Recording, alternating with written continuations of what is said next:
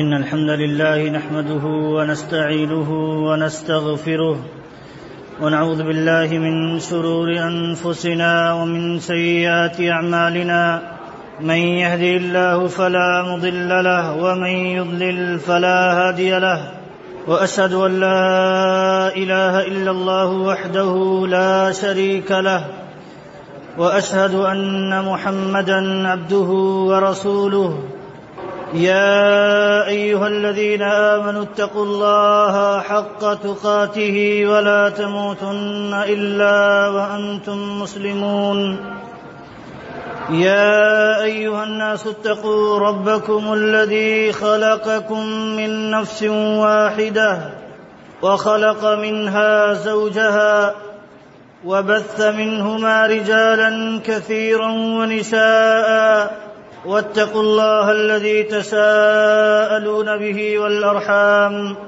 إن الله كان عليكم رقيبا يا أيها الذين آمنوا اتقوا الله وقولوا قولا سديدا يصلح لكم أعمالكم ويغفر لكم ذنوبكم ومن يطع الله ورسوله فقد فاز فوزا عظيما أما بعد فإن خير الحديث كتاب الله وخير الهدى هدى محمد صلى الله عليه وسلم وشر الأمور محدثاتها وكل محدثة بدعة وكل بدعة ضلالة وكل ضلالة في النار أعوذ بالله من الشيطان الرجيم بسم الله الرحمن الرحيم الحمد لله رب العالمين الرحمن الرحيم مالك يوم الدين إياك نعبد وإياك نستعين معزز حاضرین جمعہ، دینی ملی بھائیوں، اللہ رب العالمین نے انسان کو ایسا پیدا کیا ہے کہ اگر اس کے اندر خیر اور خیر کا جذبہ پایا گیا تو اس کے یہاں بھلائی پائی جائے گی، اور اگر اس کے یہاں خیر کی جگہ پہ شر موجود ہو اور شر کا جذبہ ہو تو اس کے عملی زندگی میں شر کا مظاہرہ ہوگا۔ اسی کو آج اپنی زبان میں یہ کہا جاتا ہے کہ اگر کسی کو بدلنا ہے، کسی قوم کو اگر بدلنا ہے تو اس کے نظریے کو بدل دو، اس کے عقیدے کو بدل دو، وہ خود بخود بدل جائے گا، وہ قوم خود بخود بدل جائے گی، کیونکہ اصل رول جو ہے انسان کی زندگی میں وہ نظریے اور عقیدے کا رول ہے۔ یہی انسان کو اچھے کام کراتا ہے اور یہی انسان کو برے اعمال پر ابھارتا ہے۔ اسی لیے اس کی اہمیت اسلام کے اندر بہت زیادہ ہے۔ اسلام کے اندر عقیدے کے اہتمام کی اہمیت بہت زیادہ ہے، کیونکہ عقیدہ اگر صحیح نہیں، عقیدے میں اگر کچھ کھوٹ ہے، عقیدے میں اگر گڑبڑی ہے تو اسی حساب سے اس کے اسلام میں، اس کے دین میں گڑبڑی نظر آئے گی۔ وہ صحیح معنوں میں مسلمان نہیں ہو سکتا جس کا ایمان اور عقیدہ صحیح نہ ہو۔ اسی لیے اماں عائشہ رضی اللہ تعالیٰ عنہ کے پاس ایک آدمی آتے ہیں، عراق سے آتے ہیں، دور کا سفر کرتے ہوئے، پوچھتے ہیں اماں عائشہ رضی اللہ تعالیٰ عنہ سے کہ ای الکفن خیر، کون سا کفن سب سے بہترین ہے؟ اماں عائشہ رضی اللہ تعالیٰ عنہ کہتی ہیں اگر تو اس بارے میں نہ جانے تو تجھے نقصان نہیں پہنچائے گا۔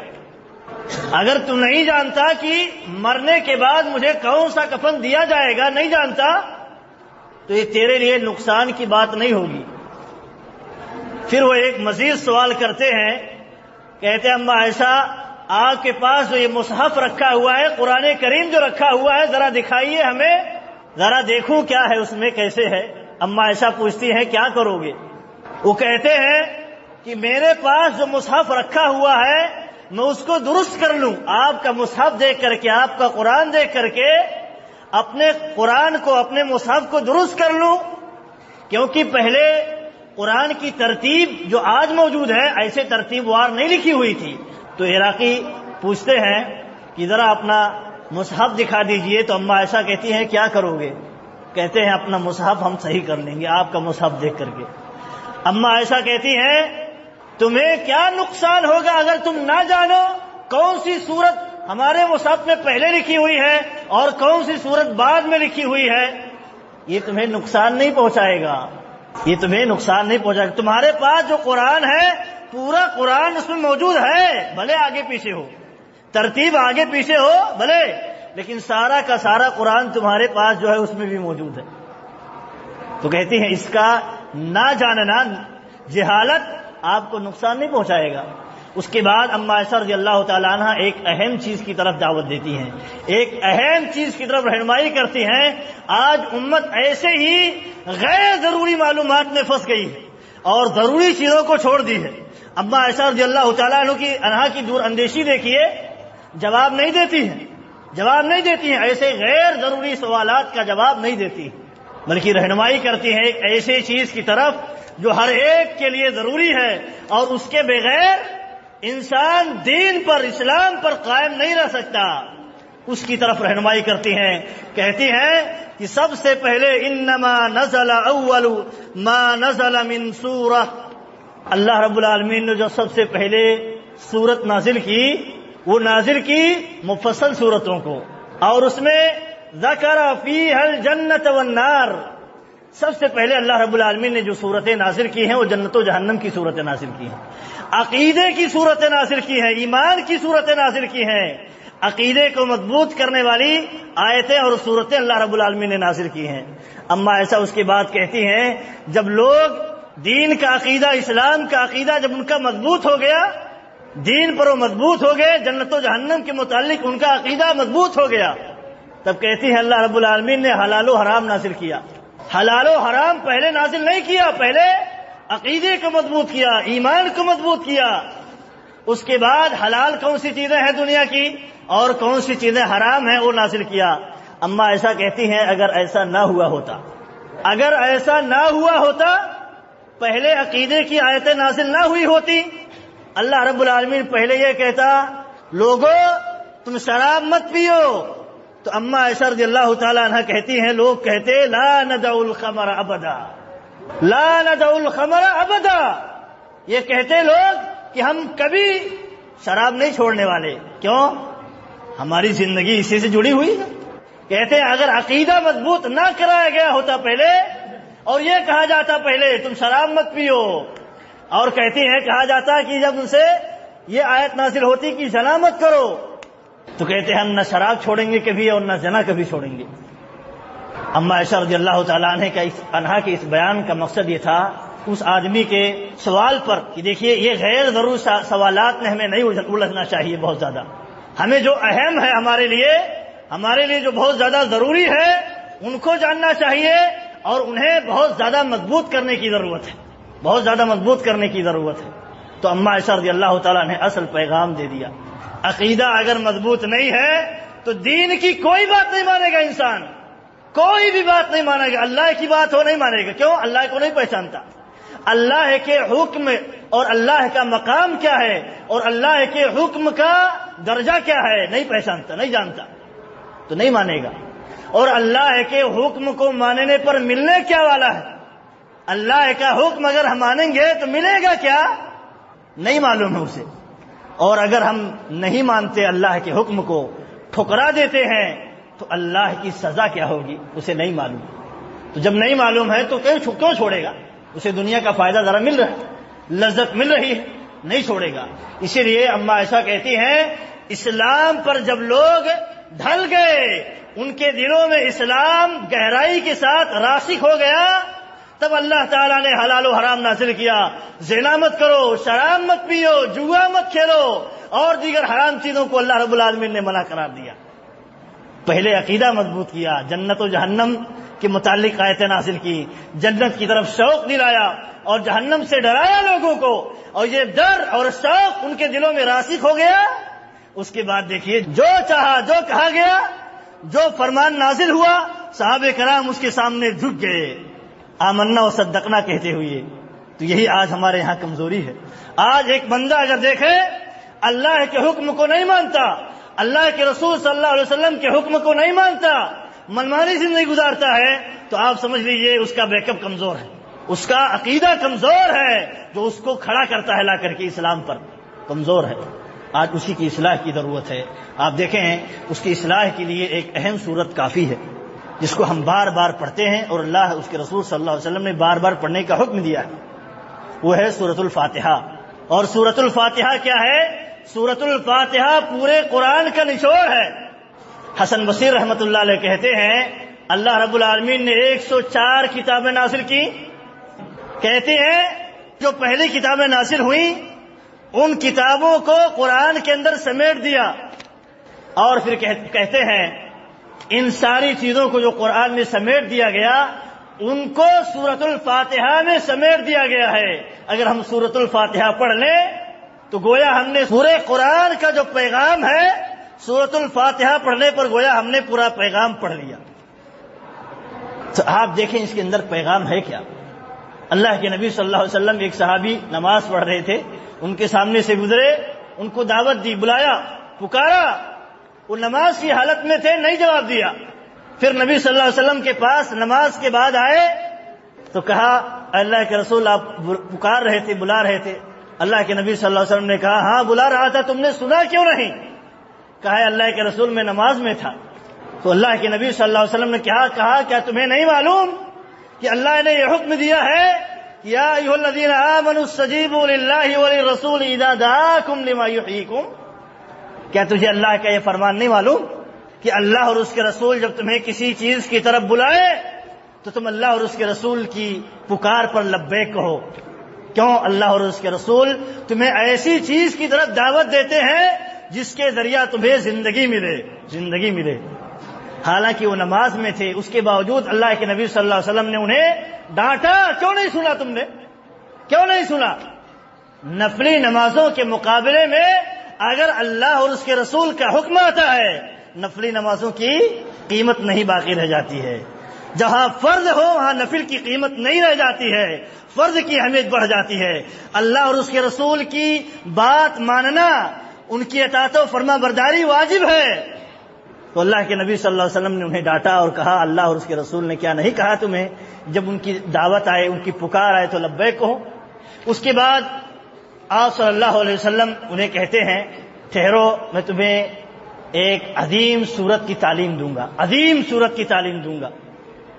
پھر اس کے بعد نبی صلی اللہ علیہ وسلم تھوڑی دیر بعد مسجد سے باہر نکلنے لگے تو صحابی نبی صلی اللہ علیہ وسلم کے پیچھے پیچھے پہنچ گئے، کہتے ہیں اللہ کے رسول آپ نے کہا تھا میں مسجد سے نکلنے سے پہلے تمہیں ایک عظیم سورت کی تعلیم دوں گا، بتاؤں گا۔ تو اللہ کے نبی صلی اللہ علیہ وسلم نے کہا وہ سورت کیا ہے؟ سورۃ الفاتحہ ہے۔ وہ سورت جو عظیم سورت ہے وہ سورۃ الفاتحہ ہے۔ یہ سبع المثانی، یہ بار بار پڑھی جانے والی سورت ہے۔ والقرآن العظیم، اور یہ عظیم قرآن ہے، عظیم قرآن اللہ کے نبی صلی اللہ علیہ وسلم نے سورۃ الفاتحہ کو قرار دیا۔ بعد میں بتانے کے بعد اللہ کے نبی صلی اللہ علیہ وسلم نے ان سے کہا اللہ کی قسم جس کے ہاتھ میں میری جان ہے، قرآن جیسی کتاب کسی بھی امت کو نہیں دی گئی، اور قرآن میں بھی ایک ایسی سورت ہے جو نہ تورات میں موجود ہے، نہ انجیل میں موجود ہے، نہ زبور میں موجود ہے، نہ ہی قرآن کریم کے اندر، یعنی اور سورتوں میں قرآن کریم کے اندر ویسی سورت نہیں ہے۔ کہا وہ سورت کیا ہے؟ سورۃ الفاتحہ ہے۔ تو اللہ کے نبی صلی اللہ علیہ وسلم نے اس سورت کی اہمیت کو واضح کیا اور بتایا یہ سورت بہت عظیم سورت ہے، اس کے پیغام کو ہمیں سمجھنا چاہیے، اس کے اندر کیا اللہ رب العالمین نے حکم دیا ہے، کیا پیغام چھپا کے رکھا ہے، کیونکہ یہ پورے قرآن کا نچوڑ ہے۔ اللہ کے نبی صلی اللہ علیہ وسلم نے بیان فرمایا یہ ام الکتاب ہے، قرآن کی ماں ہے۔ ماں کسی کو کہا جاتا ہے جو جڑ ہو، اس کے ذریعہ اولاد نکلتی ہے، اس کے ذریعہ نسلیں نکلتی ہیں، اور ساری نسلوں کا تعلق ماں سے ہوتا ہے، ماں سے۔ ایسے ہی پورے قرآن کا تعلق کس سے ہے؟ سورہ فاتحہ سے۔ پورا قرآن سورہ فاتحہ کی تفسیر ہے۔ سورہ فاتحہ کے اندر جو مقاصد موجود ہیں، جو پیغام موجود ہے، پورا قرآن اسی کی تفسیر ہے۔ ایسے ہی پوری احادیث نبی صلی اللہ علیہ وسلم کی سنتیں سورہ فاتحہ کی تفسیر ہیں۔ تو ہمیں سمجھنا چاہیے اس کے اندر ہے کیا۔ تو آپ دیکھیں ہیں، شروع کرتے ہیں اختصار کے ساتھ اللہ رب العالمین نے شروعات کی ہے بسم اللہ الرحمن الرحیم سے، یعنی اللہ کے نام سے ہم شروع کرتے ہیں اس سورت کو جو رحمان الرحیم ہے۔ آگے اللہ رب العالمین نے کہا الحمدللہ رب العالمین، اس کا ترجمہ یہ ہے تمام تعریف اللہ کے لیے ہے جو رب العالمین ہے۔ تمام تعریف کیوں اللہ رب العالمین کے لیے ہے یہ سمجھنا چاہیے۔ یہ اگر سمجھ لیے تو بہت سارے مسائل حل ہو جاتے ہیں۔ تمام تعریفیں اللہ رب العالمین کے لیے اس لیے ہے کیونکہ اللہ رب العالمین کے یہاں کوئی نقص نہیں ہے، کوئی عیب نہیں ہے، کوئی کمی اور کوتاہی نہیں ہے۔ دنیا کی جتنی بھی مخلوقات ہیں آپ دیکھیے ان کے یہاں کوئی نہ کوئی نقص ہے، کمی ہے، کوتاہی ہے، کچھ نہ کچھ پایا جاتا ہے، لیکن رب العالمین کی ذات جو ہے سارے عیوب سے پاک ہے، سارے نقائص سے پاک ہے، وہ کامل ذات ہے، مکمل ذات ہے، مکمل ہے، ہر ناحیے سے مکمل ہے۔ ایک انسان عالم ہوتا ہے لیکن دوسرے معاملے میں کمزور ہوتا ہے، ایک انجینئر ہوتا ہے اور مسائل میں جاہل ہوتا ہے، ایک انسان کو صحت ہے، تندرستی ہے، اندر سے کھوکھلا ہوتا ہے، بہت ساری کمیاں کوتاہیاں ہیں، بہت ساری چیزیں موجود ہیں انسانوں کے اندر، مخلوقات کے اندر، لیکن اللہ رب العالمین کی ذات ایسی ہے جو ہر طرح کے نقائص سے، ہر طرح کے عیوب سے پاک ہے۔ جب ہر طرح کے عیوب سے پاک ذات وہی ہے، اس کے علاوہ کوئی نہیں، تو ساری تعریفیں کس کی ہونی چاہیے؟ اسی کی ہونی چاہیے، کسی اور کے لیے ساری تعریفیں نہیں ہیں۔ اللہ رب العالمین ہی ہر ناحیے سے کیا ہے؟ کامل ہے، مکمل ہے، کوئی اس کے علاوہ مکمل نہیں ہے، کامل نہیں ہے، ہر ایک یہاں نقص اور عیب موجود ہے، اسی لیے تعریف ہونی چاہیے۔ ساری تعریفیں، ہر طرح کی تعریفیں کس کے لیے سزاوار ہو سکتی ہیں؟ رب العالمین کے لیے، اللہ رب العالمین کے لیے۔ یہ دعا ہے، سورہ فاتحہ دعا ہے، اور دعا کی شروعات اللہ رب العالمین کی تعریف سے ہوتی ہے۔ یہ ادب ہے، ادب ہے۔ کسی انسان سے اگر کوئی چیز طلب کرنی ہو، اہم چیز طلب کرنی ہو، تو پہلے اس کی خوبیاں انسان بیان کرتا ہے، اس کے بعد اپنا مدعا رکھتا ہے، اپنی حاجت رکھتا ہے، ورنہ براہ راست اگر ڈائریکٹ سوال رکھ دے تو سامنے والا عجیب محسوس کرے گا۔ اللہ رب العالمین کے لیے ہمارا ادب اور بڑھ جاتا ہے، اللہ کے تئیں ہمارے ہاں اور ادب ہونا چاہیے، اور ادب بڑھ جانا چاہیے، کیونکہ ساری نعمتیں وہی نوازتا ہے، ساری چیزیں وہی نوازنے والا ہے۔ اسی لیے کہا رب العالمین۔ رب اسے کہا جاتا ہے جو پالنے والا ہو، پالنہار ہو، مالک ہو، خالق ہو، رازق ہو، مدبر ہو، ہر چیز کا انتظام کرنے والا ہو، اسی کو رب کہا جاتا ہے۔ رب العالمین کا معنی یہ ہوا دنیا اور آسمان و زمین میں جتنی بھی مخلوقات ہیں سب کی پرورش کرنے والا، سب کو روزی دینے والا، سب کا انتظام کرنے والا کون ذات ہے؟ اللہ۔ اور جب ہم اس کو بہت گہرائی سے سمجھ لیں، بہت ڈیپ میں جا کر کے سمجھ لیں تو بہت سارے مسائل حل ہو جاتے ہیں۔ ہم غیر اللہ سے مدد نہیں سوال کریں گے، مدد کا سوال نہیں کریں گے، طلب نہیں کریں گے، کسی غیر کے آگے ہم ہاتھ نہیں پھیلائیں گے۔ کیوں؟ وہ تو سب محتاج ہیں، سب فقیر ہیں، کس کے؟ اس رب العالمین کے۔ جب سب فقیر ہیں تو فقیروں سے سوال نہیں کیا جاتا، مالک سے سوال کیا جاتا ہے، خالق سے سوال کیا جاتا ہے، رازق سے سوال کیا جاتا ہے جو ہر چیزوں کا مالک ہے، سارے خزانے کی چابی اسی کے ہاتھ میں ہے۔ وہ نہ دینا چاہے تو پوری دنیا اگر طاقت لگا لے نہیں حاصل کر سکتی۔ اللہ کے نبی صلی اللہ علیہ وسلم نے عبداللہ ابن عباس رضی اللہ تعالیٰ کو نصیحت کرتے ہیں کہ اگر پوری دنیا اکٹھی ہو جائے، اگر تمہیں چاہے ایک ذرہ فائدہ پہنچانے کے لیے، اللہ نہ چاہے تو نہیں پہنچا سکتی، اور پوری دنیا اکٹھی ہو جائے آپ کو نقصان پہنچانے کے لیے، اللہ نہ چاہے یہ دنیا نہیں نقصان پہنچا سکتی ہے۔ اللہ رب العالمین کی وہ ذات ہے کہ وہ اگر اجازت دیتا ہے، اس کی مشیت ہوتی ہے، تب لوگ فائدہ پہنچاتے ہیں دوسروں کو، ورنہ نہیں فائدہ پہنچا سکتے۔ تو وہ کیا ہے؟ رب العالمین ہے، رب ہے، رب العالمین ہے، سارے جہان کا انتظام انسرام کرنے والا ہے، تربیت کرنے والا ہے، زندگی بخشنے والا ہے، سارے لوگوں کی رزق کا انتظام کرنے والا ہے۔ اور آگے کہا الرحمن الرحیم۔ دیکھیے ایک ہوتا ہے بندوں میں سے کوئی کسی کا ہمدرد ہو، کسی پر کسی کا احسان ہو تو اس سے اس کا لگاؤ بڑھ جاتا ہے، لگاؤ بڑھ جاتا ہے، محبت بڑھ جاتی ہے، محبت پیدا ہو جاتی ہے، لگاؤ کے ساتھ محبت پیدا ہو جاتی ہے۔ کوئی احسان ہو کسی کا، احسان اس کو بلا کسی معاوضے کے، بلا کسی کام کے آپ پر کوئی احسان کرے تو محبت اس سے بڑھ جاتی ہے. اللہ رب العالمین بغیر کسی معاوضے کے ہر مخلوق کو نوازتے رہتا ہے، چاہے وہ اللہ کی بندگی کرتے ہوں یا نہ کرتے ہوں. سب کو نوازتا ہے کہ نہیں؟ نہ نوازتا تو دنیا میں زندہ نہیں رہ سکتا انسان. سب کو نوازتا ہے، تو جب سب کو نوازتا ہے اس کا احسان ہے، تو ہمارے دلوں میں اللہ رب العالمین سے محبت پیدا ہو جانی چاہیے. جو اللہ کو پہچانے گا کما حقہ، اس کے دل میں اللہ رب العالمین کی تئیں محبت پیدا ہو جائے گی. اس لیے اللہ رب العالمین نے مومنوں کے بارے میں کہا والذین آمنوا اشد حبا للہ. جو لوگ ایمان لائے، مومن ہیں، اللہ کو پہچانتے ہیں حقیقت میں اللہ کیا ہے، وہ کون سی ذات ہے، اس کے انعام و اکرام کیا ہے، احسان کیا ہے، جو پہچانتے ہیں ان کے دلوں میں اللہ رب العالمین کی شدید محبت ہوتی ہے. سب سے زیادہ محبت کس سے کرتے ہیں؟ اللہ سے محبت کرتے ہیں. تو یہ محبت ہے.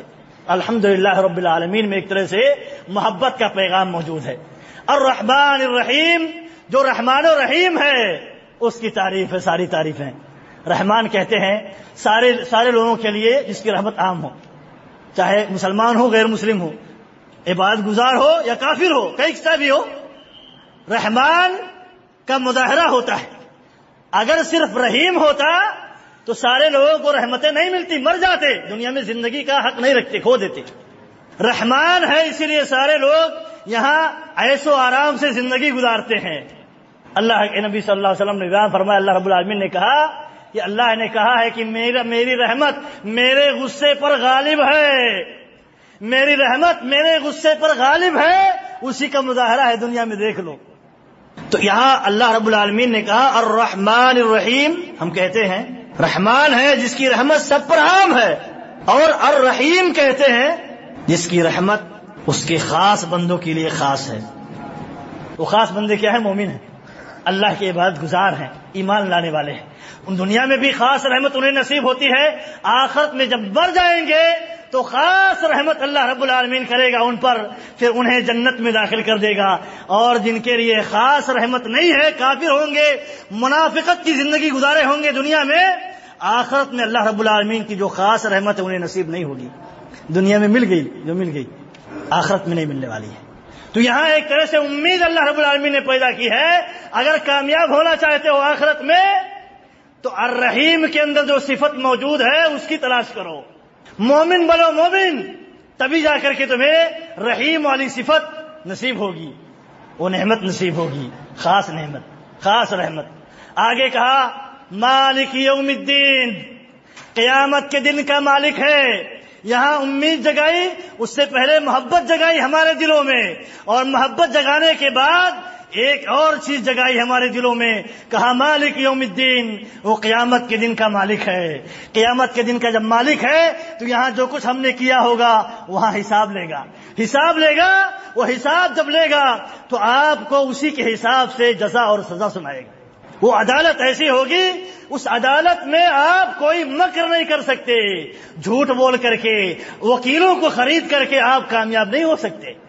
جو آپ کیے رہیں گے اسی کے حساب سے اللہ رب العالمین حساب لے گا اور جزا اور سزا سنائے گا. تو ایک طرح سے ہمارے دلوں میں ڈر پیدا کیا ہے اللہ رب العالمین نے، محبت پیدا کی، امید جگائی، اور امید جگانے کے بعد یہ کہا مالک یوم الدین، قیامت کے دن کا مالک ہے. جب قیامت کے دن کا مالک ہے تو تم ڈرو، ایسا کام مت کرو جس کی بنیاد پر اللہ تمہارا مواخذہ کرے، تمہاری گرفت کرے. تم ڈرو. اہل علم کہتے ہیں یہ جب تینوں چیزیں موجود ہو جاتی ہیں ایک آدمی کے اندر، یہی پاور ہے. پوری دنیا اسی پہ ٹکی ہوئی ہے، محبت پر، امید پر اور ڈر پر. کوئی نظام ان تینوں چیزوں کے بغیر نہیں چل سکتا. کوئی گھر ان تینوں چیزوں سے اگر خالی ہے نہیں چل سکتا. دنیا کا نظام بھی نہیں چل سکتا تو اللہ تعالیٰ کی عبادتوں کا نظام کیسے چلے گا؟ کہتے ہیں یہ تینوں قوتیں جب کسی دل میں پیدا ہو جائیں، محبت اللہ سے امید جنت کی، اور ایسے ہی جہنم سے ڈر، اللہ کی پکڑ سے ڈر ہمارے دلوں میں پیدا ہو جائے تو انسان خود بخود جھک جائے گا کہ ہاں ایاک نعبد و ایاک نستعین، اے اللہ ہم تیری ہی عبادت کرتے ہیں اور تجھی سے مدد کا سوال کرتے ہیں. جھک جائے گا. آپ دیکھیں یہی تو جذبہ تھا صحابہ کرام کے یہاں، اللہ سے محبت اللہ سے امید، اللہ سے خوف جب صحابہ کے دلوں میں پیدا ہوا تو آپ دیکھیے مظاہرہ کیسا ہوا. اپنے نفس کو بھی قربان کرنے کے لیے تیار، کہاں موقع ملے اپنے مال کو اللہ کے راستے میں قربان کرنے کے لیے تیار. ایسے ہی اللہ کے حقوق، بندوں کے حقوق ادا کرنے کے لیے ہر وقت ہمیشہ اپنے آپ کو ایک طرح سے تیار رکھتے تھے، کیونکہ ان کے ہاں یہ تینوں جذبہ بہت زیادہ بیدار تھا. یہی آج کمزوری پائی جاتی ہے، اسی لیے آج عملی زندگی میں بھی کمزوریاں ہیں. انہی تینوں چیزوں کو مضبوط کرنے کے بعد اللہ رب العالمین نے اصل چیز کو بیان کیا ہے، اور ہم وہی دعا کرتے ہیں، ایاک نعبد و ایاک نستعین. اے اللہ ہم تیری ہی عبادت کرتے ہیں اور تجھ ہی سے مدد طلب کرتے ہیں. زندگی انسان کو جو ملی ہے کس لیے؟ وہ اسی لیے تاکہ اللہ ہی کی عبادت کرے اور مانگے تو مدد کس سے؟ اللہ سے. لیکن کیا ہے، کب یہ کرے گا؟ عبادت کب کرے گا؟ اللہ سے مدد کب مانگے گا؟ جب اللہ کو پہچانے گا، اللہ کو پہچانے گا، اللہ سے محبت کرے گا، اللہ سے امید لگائے گا، اللہ سے ڈرے گا. یہ تینوں چیزیں اگر نہیں ہیں تو عبادت نہیں انجام دے گا. کوئی عبادت نہ انجام دیتا ہو تو سمجھ لیے تینوں چیزوں میں سے کوئی نہ کوئی چیز کمزور ہے یا ساری چیزیں کمزور ہیں. تو آگے کہا ایاک نعبد و ایاک نستعین، اللہ تیری ہی عبادت کرتے ہیں اور تجھی سے مدد طلب کرتے ہیں. کہتے ہیں یہی کیا ہے؟ پورا خلاصہ ہے، پورا خلاصہ ہے، پوری زندگی کے مقصد کا خلاصہ ہے اور پورے قرآن کا خلاصہ ہے. سلف قارئین کہتے ہیں، امام حسن بصری رحمۃ اللہ علیہ کا قول ہے، کہتے ہیں پورے قرآن کا خلاصہ سورۃ الفاتحہ میں موجود ہے، اور سورۃ الفاتحہ کا راز جو ہے، راز اور خلاصہ جو ہے ایاک نعبد و ایاک نستعین میں موجود ہے. ساری چیزیں اسی کا سپورٹ کرتی ہیں اور انسان بھی اسی کے لیے پیدا کیا گیا ہے. وما خلقت الجن والانس الا لیعبدون، تاکہ اللہ ہی کی بندگی کرے، کسی اور کی بندگی نہ کرے. اور ایک بات یہ بھی ہے کہ آپ دیکھیں ہم اسی کی عبادت کیوں کرتے ہیں؟ صرف اسی کی عبادت کیونکہ وہ رب العالمین ہے، ساری نعمتوں کو نوازنے والا وہی ہے. اس کے علاوہ ہم کیسے کسی کی بات کر سکتے؟ کسی نے کچھ نہیں نوازا ہمیں، سب محتاج ہیں اس کے. تو جب محتاج ہیں تو ہم محتاجوں کی بندگی نہیں کرنے والے، یہ تو بے عقلی ہوگی. ہم عبادت کرتے ہیں تو اس رب العالمین کی، وہ رحمان و رحیم جو ہے اور قیامت کے دن حساب لینے والا جو ہے، ہم اسی کی عبادت کرتے ہیں، وہی عبادت کا مستحق ہے. عبادت اور استعانت، اللہ کی بندگی اور اللہ سے مدد طلب کرنے کے باب میں جب انسان بھٹکتا ہے تو ساری گمراہیوں کا وہ شکار ہو جاتا ہے، اور ایسی ایسی گمراہیوں کا شکار ہوتا ہے کہ وہ اسلام سے خارج ہو جاتا ہے، خارج ہو جاتا ہے. اگر اللہ کی عبادت چھوڑ کر کے غیر اللہ کی عبادت کرے، مشرک. اللہ سے مدد طلب کرنے کے بجائے غیر اللہ سے مدد طلب کرے، مشرک ہے. تو اس میں بہت پختہ ہونا چاہیے. ایاک نعبد و ایاک نستعین. اہل علم کہتے ہیں، ابن تیمیہ رحمۃ اللہ علیہ دیگر علماء کہتے ہیں، دیکھیے اللہ کی عبادت جب بندہ کرتا ہے اس کے بعد اللہ سے مدد طلب کرتا ہے تو اللہ کی مدد نازل ہوتی ہے. اسی لیے کہا ایاک نعبد، اے اللہ تجھی تیری ہی عبادت کرتے ہیں.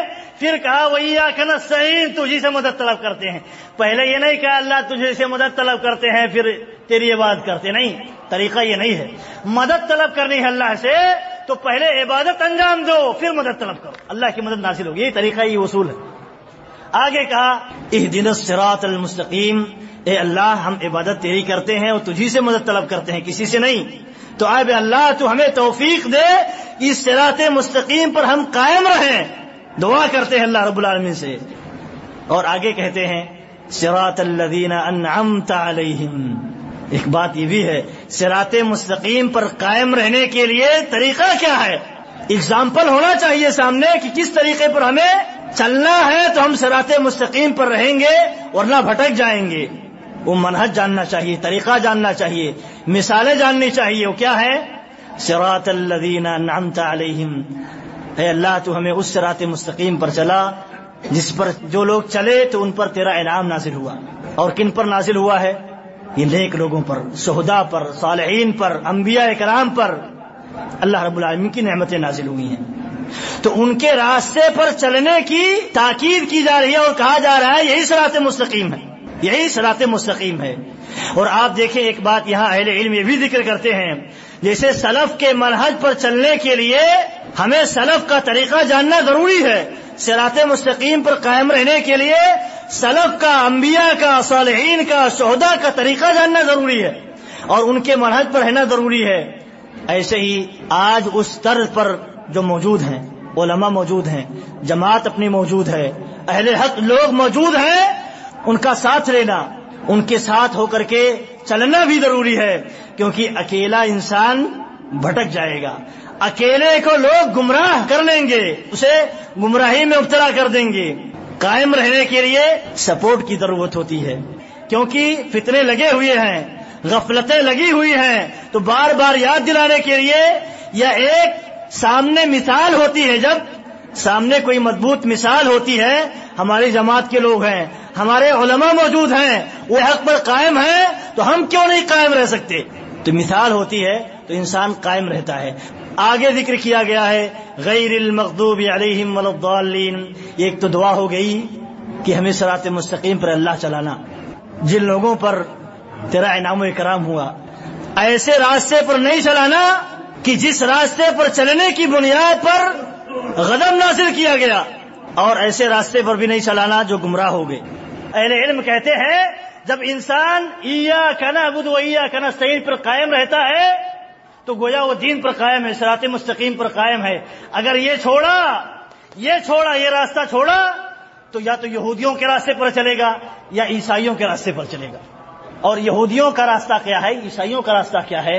وہ یہ ہے، یہودی علم آ جانے کے باوجود بھی اللہ کی بندگی نہیں کرتے، ڈھٹائی کی راہ اختیار کرتے، اور عیسائی بغیر علم کے اللہ کی بندگی کرتے.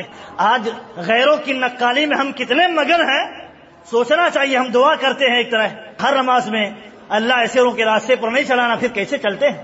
گویا وہ دل سے نہیں مانگ رہا. گمراہوں کے راستے سے اگر بچنا چاہتے ہیں، گمراہی کیا ہے؟ جہالت میں عبادت کرنا گمراہی ہے. بغیر سنت کے علم کے عبادت انجام دینا گمراہی ہے.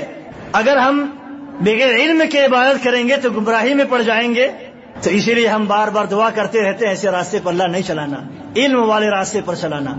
تو یہ کیا ہے؟ دیکھیے، پیغام ہے علماء سے جڑے رہنے کا، اور علماء سے جو پیغام، جو باتیں قرآن و سنت کی روشنی میں ملیں، صحیح حدیث کی روشنی میں ملیں، اسے ہم تسلیم کریں، ایمان لائیں اور اس کے مطابق عمل کرنے کی کوشش کریں.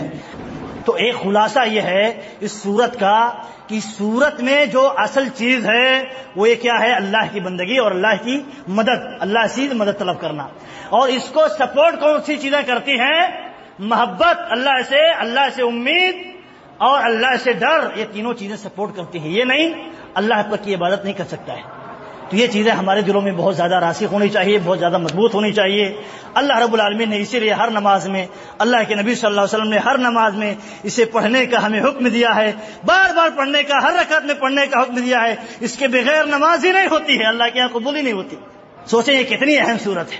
امام ابن تیمیہ کہتے ہیں کھانے پینے اور دنیا کی ساری ضروریات سے زیادہ اہم کیا ہے؟ سورہ فاتحہ پڑھنا اور اس کے اندر جو پیغام چھپا ہے اس کو برتنا. یہ سب سے زیادہ. کیوں؟ اللہ تعالیٰ نے اس سے زیادہ کوئی اور چیزیں دنیا میں یا دن کے اندر لاگو نہیں کی ہیں، واجب نہیں قرار دی. سورہ فاتحہ کو پڑھنا اتنی بار واجب قرار دیا ہے. کم سے کم 17 بار جو فرض نمازیں پڑھتے ہیں 17 بار سورۃ الفاتحہ ہم پڑھتے ہیں، کم سے کم. اتنی ضرورت ہے اس کے معنی و فاہم کو سمجھنے کی ضرورت. اللہ رب العالمین سے دعا ہے اللہ رب العالمین ہمیں صراط مستقیم پر قائم رکھے. اللہ رب العالمین جو گمراہوں کا راستہ ہے، مغضوب یہودیوں کا راستہ ہے، اللہ رب العالمین ایسے راستوں سے بچائے. ہم جب تک زندہ رہیں اسلام پر زندہ رہیں، ایمان پر زندہ رہیں، اور جب ہماری موت آئے تو اسلام کی حالت پر آئے، ایمان کی حالت پر آئے. آمین وآخر دعوانا الحمدللہ رب العالمین.